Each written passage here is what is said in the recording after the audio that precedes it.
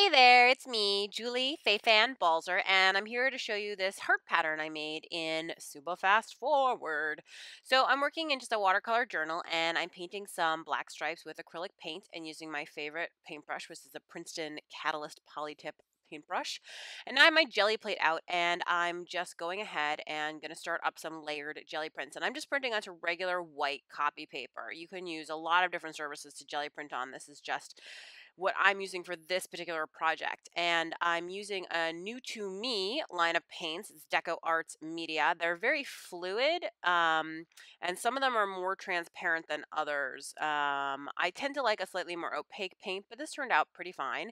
And all the stencils that I'm using in this video are new 2015 Balzer Designs stencils. And the jelly plate I have here is an 8.5 by 11, about that size jelly plate. They also come in round, 6 by 6. There's a huge one that's 11 by 17, I think. It might even be slightly larger than that, which is great. And they also come in little tiny sizes as well. And jelly printing is just really, it's a kind of mono printing, meaning you get one individual unique print. And you can see that I've just layered up a whole bunch of stuff. Now, the idea here is I'm not actually trying to get a really finished print. I'm just trying to get a bunch of color and paint on there because I'm going to cut these up. If you're interested in learning more about jelly printing, I do have an online jelly printing class for $35 that teaches you really from start to finish how to do intentional printing, not just accidental prints, so you really can sort of do collage with paint.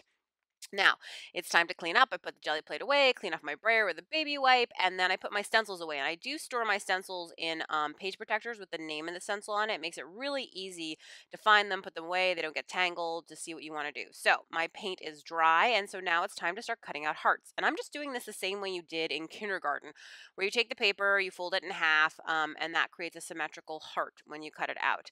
And you can see now I'm just laying these all out, and now it's time to just cut, well, like a bajillion hearts, and that's not really hyperbole.